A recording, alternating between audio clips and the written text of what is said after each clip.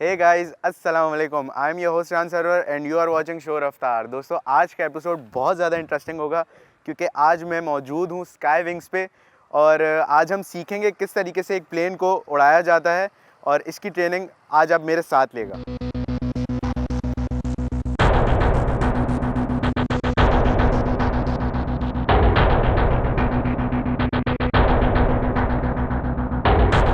Take off से पहले क्या करना है, टेक ऑफ के बाद हर फेज़ की इसमें चेकलिस्ट चीज़ें लिखी होती हैं। इसको सबसे पहले हम इसको पढ़ाया जाता है।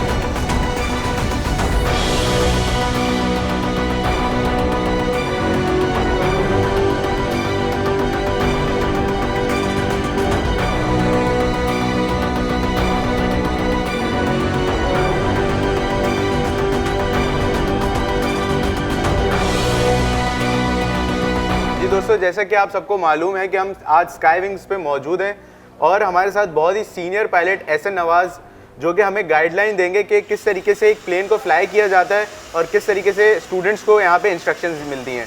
सर, कैसे हैं आप? अल्हम्दुलिल्लाह, अल्लाह का शुक्र। अच्छा सर, मुझे ये बताएं कि जब एक स्टूडेंट आपके पास आता है तो उसकी बेसिक आप लोग उसको गाइडलाइन किस तरीके से देते हैं और ग्राउंड पे क्या गाइडलाइंस होती हैं और उसके बाद फ्लाइंग्स पे जब वो जाता है तो उसकी क्या गाइडलाइंस होती हैं? देखिए, सबसे पहले तो हम लोग जो स्टूडेंट्स आते हैं ना हमारे पास, उनको हम लोग 3 महीने की ग्राउंड क्लासेस करवाते हैं। ठीक है, जिसमें हमारे पास बेसिक जो नॉलेज होता है वो कराया जाता है और फ्लाइंग से पहले जो है हम उसे एक ग्राउंड पर ब्रीफिंग देते हैं। ठीक है। इसके बाद फिर एयरक्राफ्ट में लेके जाते हैं, उसके 160 चेक वगैरह करते हैं, सारी जहाज़ को चेक वगैरह करते हैं। ठीक है। फिर उसके बाद उसको फ्लाइट लेके जाते हैं और फिर वापस आने के बाद उसकी जो मिस्टेक्स उस फ्लाइट पे होती हैं उनको डीब्रीफ किया जाता है ताकि नेक्स्ट फ्लाइट में उस तरह की मिस्टेक्स ना करें। ठीक है। तो दोस्तों, अब हम चलेंगे जहाँ पे सारी ब्रीफिंग्स दी जाती हैं और ख़ुद भी सीखेंगे और आप लोगों को भी सिखाएंगे कि किस तरीके से एक प्लेन को फ्लाई किया जाता है। दोस्तों, तो इस वक्त हम मौजूद हैं ब्रीफिंग रूम में। तो हम एहसन भाई से पूछते हैं कि कौन सा फर्स्ट स्टेप होता है जो आप स्टूडेंट्स को या पायलट्स जो आपके पास आ रहे होते हैं उनको आप गाइडलाइन देते हैं? बिस्मिल्लाहिर्रहमानिर्रहीम। अच्छा, सबसे पहले तो आप जानते हैं क्योंकि हम लोग अभी कोरोना के स्टेज में फंसे हुए हैं, तो हम लोग सबसे पहले जो है जो उनको जिस चीज़ को हम लोग देखते हैं ना वो है SOP फॉलो करनी है। ठीक है। सैनिटाइज़र हमारे पास कंपनी में मौजूद है यहाँ पे और इसके अलावा मास्क जो है वो हम लोग हमेशा पहन के रखते हैं, कंपनी के अंदर भी, फ्लाइट के दौरान भी, ऑल द वे थ्रू। सही। ठीक है। उसके बाद फिर हम लोग सबसे पहले आते हैं अपने सबसे पहले जब हम लोग क्लासरूम में आते हैं तो हम लोग जो है ये एक हमारा डिस्पैच का फोल्डर है, इसको हम लोग भरते हैं। ठीक है। ये हमारे पास मैनिफेस्ट है जो हमारे पास एयर चेकिंग के लिए इस्तेमाल होती है। ठीक है। फिर ये हमारे पास प्रॉपर एक पैटर्न बना हुआ है, इसमें हम लोग जहाज़ के बारे में इंफॉर्मेशन लिखी होती है, डेट क्या है, एयरक्राफ्ट टाइप कौन सी है, कहाँ जा रहा है, कितने बजे जा रहा है, कितने ड्यूरेशन के लिए जा रहा है। इसके फिर हम प्रिपरेशन के लिए जो हम लोगों ने इसमें जो डॉक्यूमेंट्स चाहिए होते हैं इसके लिए, इसमें हमारे पास वेट एंड बैलेंस शीट हो गई, इसके अलावा हमारे पास वेदर हो गया, नेवलॉग्स वगैरह हो गई और फ्लाइट प्लान इसमें होना चाहिए। ये सारी चीज़ें इसमें लिखी हुई हैं। इसके अलावा इंस्ट्रक्टर के पास वैलिडिटी है उस एयरक्राफ्ट की, मेडिकल उसके पास होना चाहिए और उसके पास उस एयरक्राफ्ट की करेंसी होनी चाहिए, उसका लाइसेंस होना चाहिए and same goes for the student pilot. ठीक होगा। ठीक है। बाकी ये सारे डॉक्यूमेंट्स इसमें हमारे पास मौजूद हैं। यहाँ पे ये हमारे पास वेट एंड बैलेंस शीट है जिसको पायलट ने कमांड आके चेक करता है कि आया इसको प्रॉपर तरीके से फिल किया गया कि नहीं किया गया। तो इससे हम लोग निकालते हैं जहाज़ का CG। तो CG इस ग्राफ्ट में जो है विद इन लिमिट्स आ रही है कि नहीं आ रही। अगर आ रही है तो हम लोग फाइट करते हैं, अदरवाइज फिर इसको हम लोग डिले कर देते हैं या फिर डिले नहीं करते, एडजस्टमेंट करते हैं। अगर वेट ज़्यादा होगा तो फिर फ्यूल कम कर लेते हैं और अगर फ्यूल हमें पूरे का पूरा फ्यूल कम नहीं कर सकते तो जहाज़ का वेट कम कर लेते हैं। ठीक है। ये और ये हमारे पास फ्लाइट प्लान है जो वेट होना चाहिए। अच्छा सर, मोस्टली जो है वो स्टूडेंट्स को किस चीज़ पे ज़्यादा प्रॉब्लम आती है? क्या उनको प्रैक्टिकल्स के दौरान आती है या थ्योरीज पे वो लोग थोड़ा सा कंफ्यूज होते हैं? इस चीज़ के बारे में थोड़ा सा गाइड करें। नहीं, अगर उन्होंने थ्योरी प्रॉपर तरीके से पढ़ी हुई है तो फिर प्रैक्टिकल को परफॉर्म करना कोई मुश्किल काम नहीं है। लेकिन ये बात आपको पता है कि कोई भी फील्ड हो, कोई भी काम हो, तो जितना मर्जी पढ़ लें, जब तक उसको प्रैक्टिकली परफॉर्म नहीं करेंगे तब तक वो नहीं आएगी, तब तो आपके अंदर कॉन्फिडेंस नहीं आएगा। ऐसा ही है। तो सर, जब आपके पास स्टूडेंट आता है तो आप लोग जो है बेसिकली किस चीज़ का ख्याल रखते हुए उस चीज़ को फॉलो करते हैं कि ये अगर हो तो इसको ज़्यादा टाइम नहीं लगेगा या ये स्टूडेंट जो है वो जल्दी इसको कवर कर लेगा या उतनी ज़्यादा उसकी फ्लाइज हो जाएंगी, उसमें उतना ही कॉन्फिडेंस लेवल इंक्रीज हो जाएगा? बेसिक नॉलेज जो फ्लाइंग से पहले उनको हम लोग 3 महीने की ग्राउंड क्लासेस करवाते हैं। ठीक है। उसमें उनको सारी बेसिक नॉलेज पढ़ा दी जाती है और इसके अलावा जब उनकी फ्लाइंग होती है तो उनको फ्लाइंग से पहले एक दिन पहले बता दिया जाता है कि आपका आज ये एक्सरसाइज करवाई जाएंगी, तो आपने ये बेसिक फ्लाइट ट्रेनिंग मैनुअल हमारे पास बुक होती है। ठीक है। उसको पढ़ के आएँ। फिर वो ब्रीफिंग के दौरान सारा पूछा जाता है आया उन्होंने सही से पढ़ा हुआ कि नहीं पढ़ा हुआ, अगर पढ़ा हुआ है तो फिर उनको फ्लाइंग में कोई प्रॉब्लम नहीं होगी। नहीं होती है। हाँ जी। अच्छा सर, इसके लिए जैसे कि मैंने भी ये कॉस्ट्यूम पहना हुआ है, ये आप लोगों का भी एक तरीके से एक कह सकते हैं यूनिफॉर्म है, जी, जी। और ये सबको पहन के कैरी करना होता है, तो ये सारी चीज़ें जो होती हैं बेसिक चीज़ें बहुत ज़रूरी होती हैं पायलट के लिए। बिल्कुल। अच्छा सर, तो ये बताएं कि किस तरीके से आप लोग मैनेज कर रहे हैं इसको इस वक्त, आपके साथ और कितने सीनियर पायलट्स मौजूद हैं जो कि स्टूडेंट्स को गाइडलाइन दे रहे हैं, और इस वक्त इधर कितने स्टूडेंट्स आपके पास आ रहे हैं, और फ्यूचर में जो है आप इस चीज़ को क्या समझते हैं कि कितना बेहतर हो जाएगा? हमारे पास इस वक्त अराउंड 12 इंस्ट्रक्टर्स हैं, ठीक है, और अराउंड 20 से 25 स्टूडेंट्स हैं हमारे पास जिनको हम लोग पढ़ा रहे हैं। ठीक है, और कुछ की फ्लाइंग हो रही है, कुछ की फ्लाइंग ऑलमोस्ट लास्ट आवर्स चल रहे हैं, और अभी मेरे ख्याल है कोई अराउंड 8 to 10 स्टूडेंट्स हमारे पास अभी वेटिंग लिस्ट में है, क्योंकि वो अपने एसपीएल का वेट कर रहे हैं। ठीक है। जब सी उनको एसपीएल इशू करेगी तो उनकी फ्लाइंग स्टार्ट करा देंगे इंशाल्लाह। सही।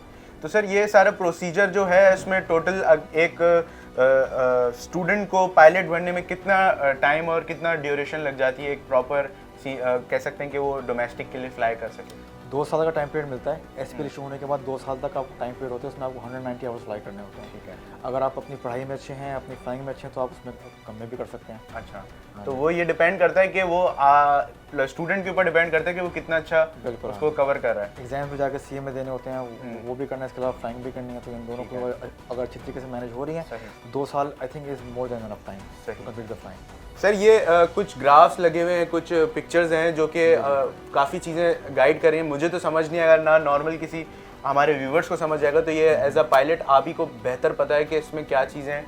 अच्छा, तो ये थोड़ा सा गाइड सबसे पहले हम लोग स्टार्ट करते हैं सर्किट से। ठीक है। ठीक है ना, जो स्टूडेंट जो फ्लाइंग पे आते हैं उनको सबसे पहले हम लोग सर्किट्स पे रखते हैं ताकि वो सोलो क्लियर कर सकें। सोलो बेसिकली होती है कि आपने एक सर्किट रनवे के अराउंड एक सर्किट लगाना है अकेले जहाज में बैठ के। सही।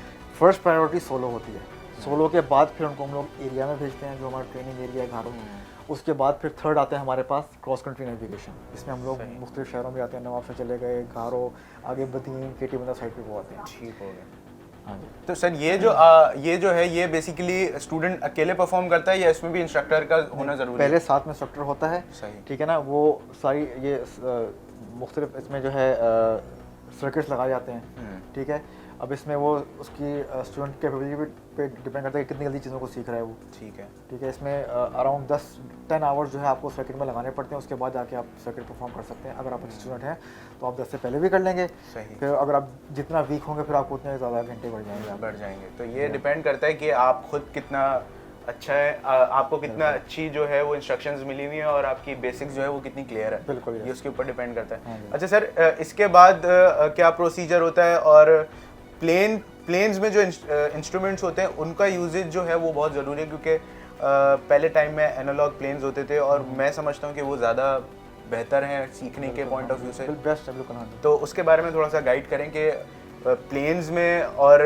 आज के जो प्लेन्स आ रहे हैं उनमें क्या फ़र्क है, और कितना बेहतर है एक स्टूडेंट के लिए कि वो एनालॉग प्लेन में जो है उसको देखिए, जो बेसिक ट्रेनिंग जो करवाई जाती है ना, वो एनालॉग सिस्टम्स पे ही करवाई जाती है। अब ट्रेनिंग एयरक्राफ्ट में भी कुछ एडवांस एयरक्राफ्ट आ गए जिनमें डिजिटल सिस्टम है। चीज़ बेसिकली वही है। एनालॉग जो है वो बेसिकली सारा जो नीडल्स वगैरह कुछ होती हैं इंस्ट्रूमेंट उन पर काम कर रहा है, उन्हीं को आगे कंप्यूटर में मॉडिफाई कर दिया गया। चीज़ बेसिकली वही है, फ़र्क सिर्फ इतना है कि ये एनालॉग है, वो डिजिटल में चला गया। तो बस ये बहुत माइनर है, लेकिन अगर जिसको फॉर एग्जांपल अगर आपका डिजिटल फेलियर हो जाए तो फिर एनालॉग के बारे में भी आपको उसके बारे में भी गाइडलाइन होना ज़रूरी है। बिल्कुल। तो प्रेफरेंस यही है कि आप जो है वो एनालॉग से, क्योंकि आपकी बेसिक अगर एनालॉग पे स्ट्रॉन्ग होगी ना तो फिर आपको डिजिटल समझने में प्रॉब्लम नहीं होगी। इसमें 2 चीज़ें हैं। एक तो ये कि जो ग्राउंड पे जो हमारे पास कंट्रोल टावर पे और रेडार पे जो लोग बैठे हैं उनको पता है कि ट्रेनिंग एयरक्राफ्ट है और स्टूडेंट्स की ट्रेनिंग चल रही है, तो वो खुद भी हम पे थोड़ा लीनियंट रहते हैं। ठीक है। और दूसरी बात ये है कि साथ में इंस्ट्रक्टर इसीलिए भेजा जाता है कि अगर खुदा न खास्ता स्टूडेंट्स को कोई मिसहैप हो जाए तो इंस्ट्रक्टर वहाँ पे है संभालने के लिए। ठीक है, तो ये एक बहुत ही बेसिक और अच्छी बात है कि एक स्टूडेंट को अकेले नहीं छोड़ा जाता, उसके साथ एक सीनियर पायलट मौजूद होता है और वो उसको गाइडलाइन देता रहता है टाइम टू टाइम।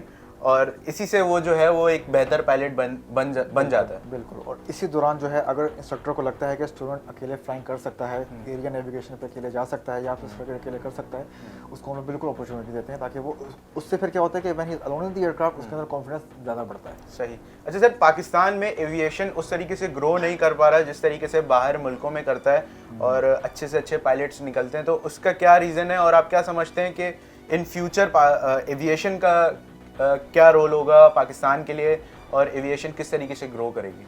देखें, कोरोना के आने से पहले एविएशन इंडस्ट्री जहाँ पे ग्रो कर रही थी, it was very slow but at least कर रही थी। अभी बस ये कोरोना का थोड़ा सा इशू है, बाकी इसके अलावा इंशाल्लाह जैसे कोरोना ख़त्म होता है तो हमारे पास लाइन में काफ़ी सारी एयरलाइंस रेडी बैठी हुई हैं, इनको बस लाइसेंस इशू होने। अच्छा एहसन भाई, फ्यूल का भी एक बहुत रोल है एविएशन में कि फ्यूल की जो प्राइसेस हैं वो बहुत ज़्यादा फ्लक्चुएट करती हैं, तो आप क्या समझते हैं कि उसको किस तरीके से मैनेज किया जाता है और किस तरीके से जो है जहाज़ों का भी ख्याल रखा जाता है और फ्यूल जो है वो बहुत इंपॉर्टेंट रोल प्ले करता है? बिल्कुल। देखें, हम लोग जो है अपनी फ्यूल की प्राइसेस को मद्देनज़र रखते हुए हम लोगों ने ये जो है ये आवरली जो फ्लाइंग आवर्स हम लोग देते हैं वो रखे हुए हैं।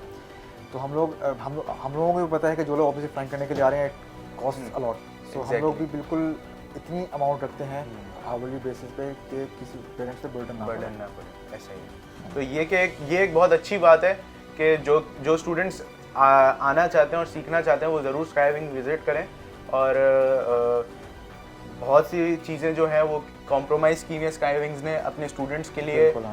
तो इसी तरीके से अब हम चलेंगे जहाज़ की तरफ और हम आपसे अच्छा एक और चीज़ मैं यहाँ पे ऐड करना चाहता हूँ कि काफ़ी सारे लोग फ्लाइंग क्लब्स में इसलिए नहीं आते फ्लाइंग पायलट बनने के लिए बिकॉज उनको एक्चुअली में नॉलेज ही नहीं है बेसिकली पायलट बनते कैसे हैं। ऐसा ही है। इसके लिए कोई मुश्किल चीज़ नहीं है, अगर आपने मैट्रिक किया हुआ है तो यू कैन डू PPL जो हमारा फर्स्ट स्टेज है, प्राइवेट पायलट लाइसेंस, ठीक है। इसके बाद इंटर करने के बाद आप CPL कर सकते हैं। आपको सिर्फ जो है जो अमाउंट इसकी है फ्लाइंग की which is around 35 to 40 lakhs वो होनी चाहिए। क्लास 1 मेडिकल का एक मेडिकल होता है जो CA वाले कंडक्ट करते हैं, वो होना चाहिए, and then you can be a pilot. तो ये इतना डिफिकल्ट नहीं है कि जहाज़ उड़ाना कोई बहुत ही मुश्किल काम है। लेकिन ये है कि इसके लिए आपकी पढ़ाई और आपकी बेसिक्स बहुत अच्छी होनी चाहिए, तो आप जो एक पायलट बन सकते हैं। तो सर अब हम चलेंगे जहाज़ की तरफ और हम इंस्ट्रक्शन से रिलेटेड और जहाज़ के जो इंस्ट्रूमेंट्स हैं उनसे रिलेटेड गाइडलाइन लोगों को प्रोवाइड करेंगे।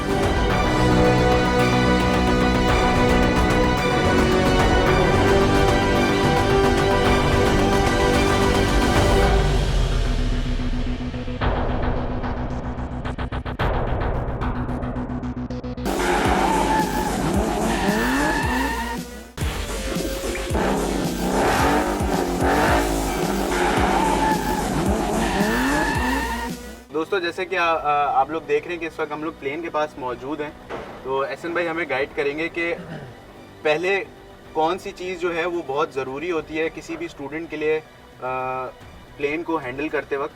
तो सर सबसे पहले ये बताएं कि जब भी कोई स्टूडेंट आता है तो उसको क्या गाइडलाइन सबसे पहले मिलती है प्लेन से? सबसे पहले तो हम लोग स्टूडेंट्स को देते हैं ये जहाज़ की चेकलिस्ट। ठीक है। ये चेकलिस्ट दी जाती है स्टूडेंट को, ठीक है ना। जिस चेकलिस्ट में बेसिकली आपने हर जो हमारे पास डिफरेंट फेजेस होते हैं ऑफ द एयरक्राफ्ट, स्टार्टिंग से पहले क्या करना है, स्टार्टिंग के बाद क्या करना है, टैक्सी करते हुए क्या चीज़ें आपको मेक श्योर होनी चाहिए, टेक ऑफ से पहले क्या करना है, टेक ऑफ के बाद, हर फेज़ की इसमें चेकलिस्ट में चीज़ें लिखी होती हैं। इसको सबसे पहले हम इसको पढ़ाया जाता है ताकि इसको चेकलिस्ट घर लेके जाते हैं, इसको बैठ के वो खुद ही पढ़ते हैं और फिर साथ में जब जहाज़ में आके बैठते हैं तो साथ साथ परफॉर्म करते रहते हैं हर चीज़ को, ठीक है। और फ्लाइंग के लिए फिर सबसे पहले हमारे पास आती हैं ये जो इंस्ट्रूमेंट्स आपको काफ़ी सारे दिखाई दे रहे हैं इसमें, ये जो 6 इंस्ट्रूमेंट्स हैं, 3 ये, 4, 5 and 6, these are the basic instruments. 6 instruments हैं, इनको हम 6 पैक भी बोलते हैं, ठीक है। तो हमारे पास सबसे पहले एयर स्पीड इंडिकेटर आता है जो हमें जहाज़ की एयर में स्पीड शो करता है। ये हमारे पास टर्न कोऑर्डिनेटर है कि जहाज़ कितने बैंक से टर्न कर रहा है, लेफ्ट या राइट पे। ये अल्टीमीटर है हमारे पास, इसमें हमारे पास जहाज़ की हाइट शो होती है above mean sea level. And then we have the attitude indicator जो जहाज़ का एटीट्यूड शो करता है, जहाज़ टर्निंग में है, क्लाइंबिंग में है, डिसेंडिंग में है, किस एटीट्यूड पे जहाज़ फ्लाई कर रहा है। ये नेक्स्ट आता है हमारे पास हेडिंग इंडिकेटर, जहाज़ किस हेडिंग में फ्लाई कर रहा है। And the last is the vertical speed indicator कि जहाज़ कितने फीट पर मिनट से क्लाइंब कर रहा है या डिसेंड कर रहा है।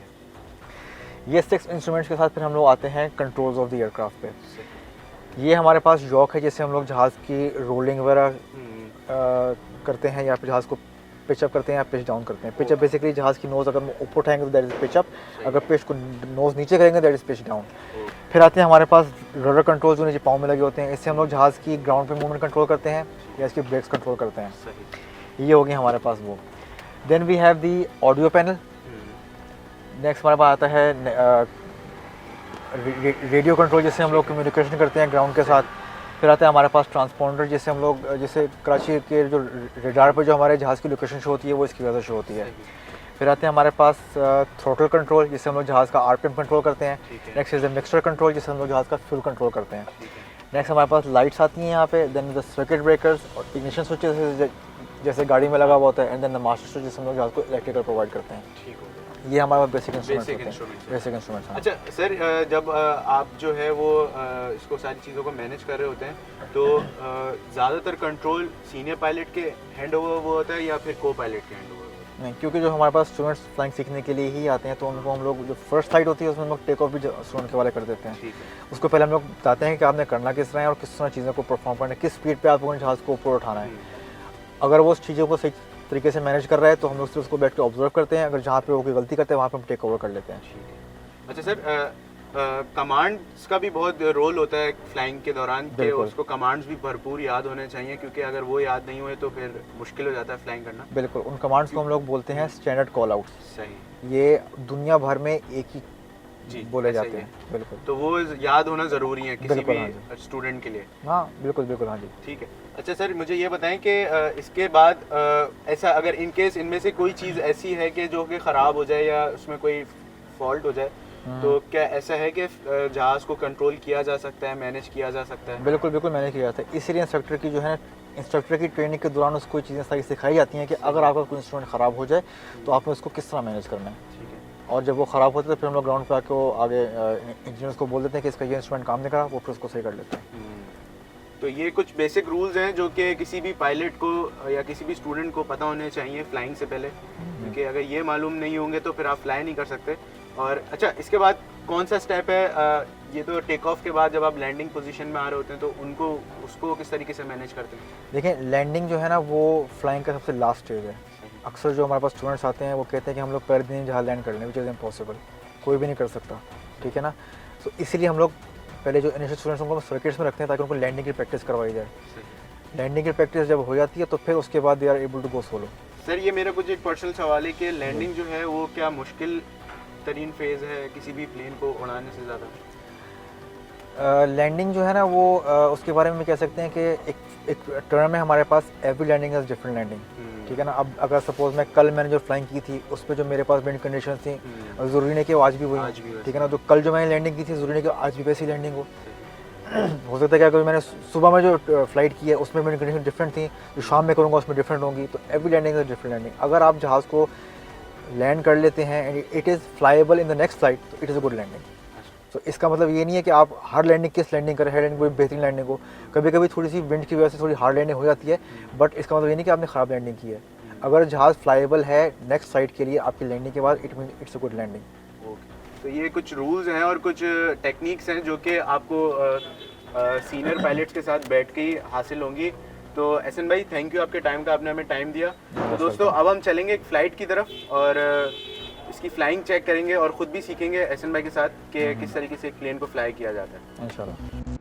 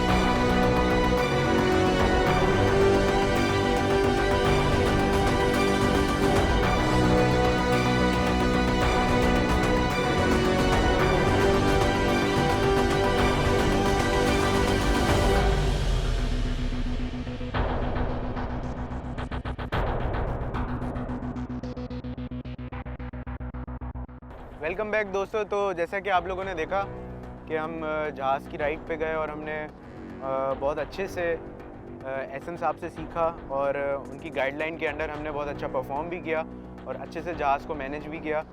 अब हमारे साथ मौजूद हैं सीईओ, तो हम उनसे पूछेंगे कि उनका क्या पर्सपेक्टिव है और वो इस कंपनी स्काईविंग्स को किस तरीके से हैंडल करते हैं, मैनेज करते हैं और उनके फ्यूचर्स के क्या प्लान हैं। सलाम सर। Thank you Riyan. आपके बेसिकली 3 सवाल हैं और मैं कोशिश करता हूं कि उनका बारी बारी में जवाब दे सकूं। नंबर 1 तो ये कि हम लोग इस वक्त क्योंकि एवरीबडी नोज़ के कोविड-19 सिचुएशन से गुजर रहे हैं और इस किस्म के सिचुएशन में जो है वो सबसे ज़्यादा अगर कोई इंडस्ट्री अफेक्टेड है तो that is the aviation industry, जिसमें मैं आपको फॉर एग्जांपल बता देता हूँ कि तकरीबन कोई 1500 के करीब जो हैं वो छोटे जेट जो कहलाते हैं सिंगल आयल सीट जिनको हम कहते हैं वो, including excluding another 387 of 737 max जो हैं वो वर्ल्ड वाइड ग्राउंडेड हैं। तो उस सारी सिचुएशन के साथ बड़े बड़े जहाज़ों के ग्राउंड होने के बाद जिसमें A380s और 747 शामिल हैं, इस वक्त सिचुएशन ये हुई है कि बहुत सारे पायलट्स हैं वो जॉबलेस हैं इंडस्ट्री में। लेकिन ये सिचुएशन एक टेम्परेरी है और इस सिचुएशन को जो है व्हाट वी फोरसी इसके तकरीबन 1 से 1.5 साल के अंदर अंदर इट विल बी ओवर। और उस सिचुएशन में वी नो कि होना ये है कि जब इंडस्ट्री दोबारा रिवाइव करेगी तो there is going to be an acute shortage of the pilots the world over. जैसे प्री कोरोना सिचुएशन में भी जो है हमारे पास तकरीबन 50,000 पायलट्स की वर्ल्ड वाइड जो है वो शॉर्टेज थी। अब सिचुएशन ऐसी डेवलप हो रही है कि जिसमें बड़े जहाज़ ग्राउंड होते जा रहे हैं और छोटे जहाज़ों की डिमांड बढ़ती जा रही है और इंडस्ट्री में जो है वो नए जहाज़ जिनके ऑर्डर अभी प्लेस हो रहे हैं वो सारे के सारे छोटे जहाज़ हैं, जिनको हम ये कह लें कि तकरीबन 150 से 200-250 की सीट के रेंज वाले हैं।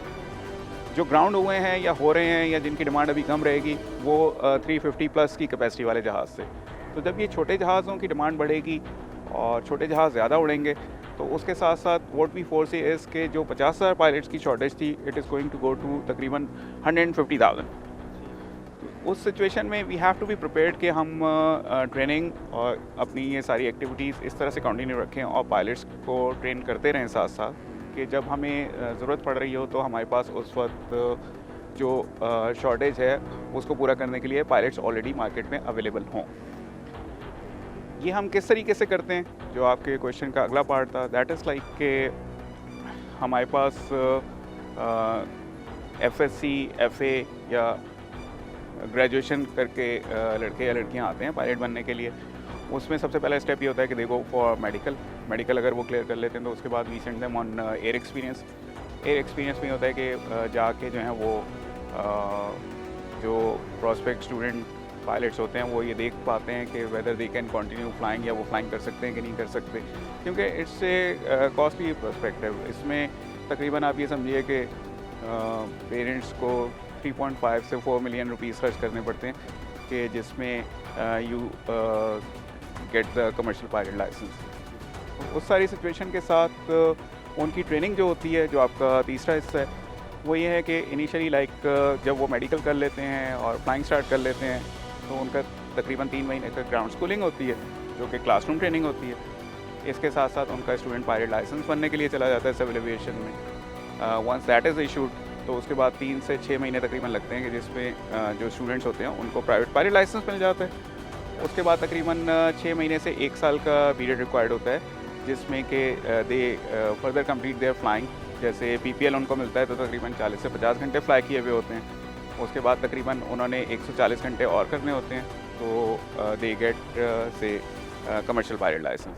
तो टोटल जो इसमें नंबर ऑफ़ आवर्स फ्लाई करने होते हैं कमर्शियल पायलट लाइसेंस लेने के लिए that is 150 plus another 40 for instrument rating. तो वो instrument rating is necessary to fly the passengers और इंस्ट्रूमेंट फ्लाइट रूल के हिसाब से फ्लाइंग करने के लिए उसकी रिक्वायरमेंट होती है। तो total it comes to around 190 hours. तो this is how like you become a pilot. अच्छा, इसके बाद फिर फर्दर एक रिक्वायरमेंट ये होती है कि बहुत सारी एयरलाइंस जो होती हैं वो they don't induct you directly कि आपने कमर्शियल पायलट लाइसेंस तो ले लिया है लेकिन उनकी कुछ रिक्वायरमेंट्स होती हैं कि you got to have certain experience जिसको फ्लाइंग एक्सपीरियंस आप कह लें। उसमें फिर हम लोग इस तरह से फैसिलिटेट करते हैं कि हम एक फ़्लाइट इंस्ट्रक्टर्स कोर्स करवाते हैं जो पायलट्स हमारे पास से जिन्होंने फ़्लाइंग कंप्लीट की हुई होती है। वो फ्लाइंग इंस्ट्रक्टर्स कोर्स करने के बाद जो है वो वही स्टूडेंट जो 1.5 साल पहले आया होता है हमारे पास, जिसको फ्लाइंग का नहीं पता होता, लाइक 1.5 साल से 2 साल के अंदर ही बिकम्स दी फ्लाइट इंस्ट्रक्टर। तो फ्लाइट इंस्ट्रक्टर बन के एग्जैक्टली वो फिर नए स्टूडेंट्स को ट्रेन भी करता है और साथ साथ अपने आर्स बिल्ड कर रहा होता है, क्योंकि एयरलाइंस की नॉर्मली रिक्वायरमेंट ये होती है कि you compete about 1000 to 1500 hours and then they start to induct you. लेकिन I can tell you one thing, after about 1.5 year और 2 ईयर्स, जैसे ही ये पेंडेमिक सिचुएशन से हम लोग निकल जाते हैं, तो सिचुएशन ऐसी होगी मार्केट में कि पायलट्स की शॉर्टेज इतनी हो जाएगी कि वो 190-200 आवर्स वाले जो हैं वो they will also get inducted. ये बहुत अच्छा मैसेज सर ने दिया है। और इसी के साथ सर मेरा एक और सवाल आपसे ये है कि स्काई विंग्स के फ्यूचर आप क्या समझते हैं कि फ्यूचर में क्या आप लोग ऐसी इम्प्लीमेंटेशंस ला रहे हैं, या ऐसे कौन से गोल्स हैं जो आपने अचीव करने हैं, या ऐसा आप लोगों के कौन से ऐसे आइडियाज़ आप लोगों के पास हैं जो आप लोग फ्यूचर में जो पाकिस्तान के भी काम आएगा और यहाँ के लोगों के लिए भी बहुत मुफीद होगा? That's a pretty critical question, or like it relates to our business plan basically. But I would be very open on this.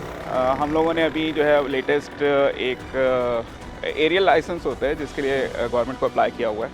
Although it's a long time, government के प्रोसेसिंग टाइम बहुत ज़्यादा होते हैं हमारे यहाँ पे, and that is I would say not good for the business. तो हम उस एरियल लाइसेंस के साथ जो है we are planning to start fully fledged air ambulance service which is going to be domestic initially, और उसके बाद इंशाल्लाह हम उसको इंटरनेशनल लेवल पे लेके जाएंगे। उसके साथ साथ जो है हम एरियल लाइसेंस में ही दो और एक्टिविटीज़ कमर्शियली कवर्ड होती हैं कि जिनको हमारा प्लान है कि पाकिस्तान में री इंट्रोड्यूस कराने का, जिसमें नंबर 1 चीज़ जो है वो we already have like the equipment in place. हम उसमें जहाज़ों में मॉडिफिकेशन करेंगे with due approvals of the civil aviation authority of Pakistan, जिसके साथ will be able to carry the banners. World wide ये एक्टिविटी होती है और it's a very good promotional activity.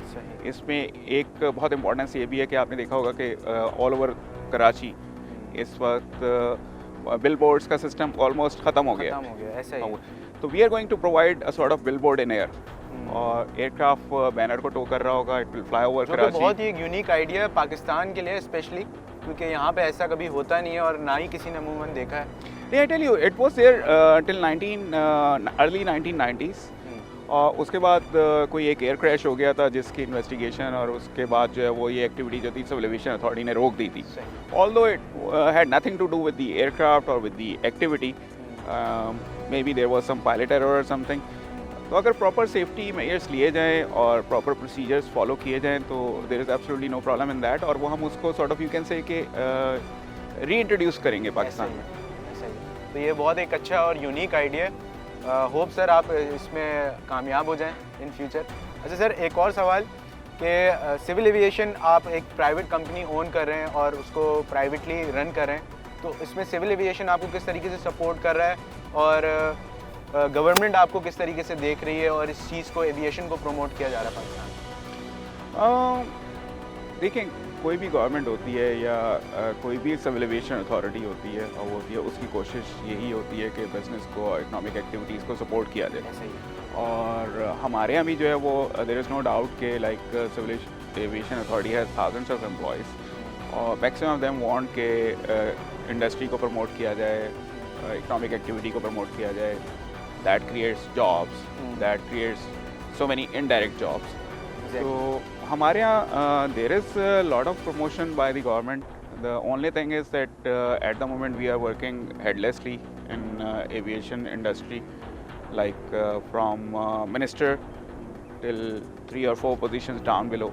Nobody is on any kind of seat के जिसको previous aviation experience हो, और government is trying to run it through the bureaucracy, which I would say कि government should give it as second thought, और वो industry के professional लोगों को लेकर आए और वो करे those who understand the industry.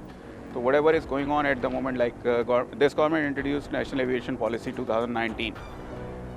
That national aviation policy is tremendous. Like अगर हम उसको लेटर एंड स्प्रिट में फॉलो करते हैं तो हमारे यहाँ बहुत अच्छी ग्रोथ हो सकती है इंडस्ट्री में। There could be so many new entrants coming into this business.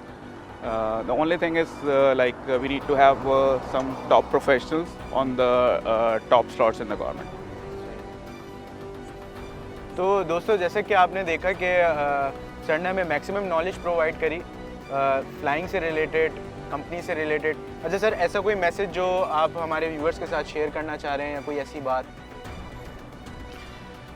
देखें, हम लोग एक बहुत क्रिटिकल स्टेज से गुजर रहे हैं। वन साइड से हम लोग तो that is like world over we are going through pandemic situation के जिसमें अभी हमें नहीं पता है कि what is going to be the end of all this. इस सारी सिचुएशन के साथ जो है वो हमें इकोनॉमिक एक्टिविटीज़ को भी कंटिन्यू रखना है ताकि लोगों का रोज़गार रहे। इस सारी सिचुएशन में जो है हमें अपनी सेहत का भी ख्याल रखना है। उस सारी चीज़ के लिए बहुत ज़रूरी है कि हम और आप इसमें मिल के गवर्नमेंट के साथ खड़े हों।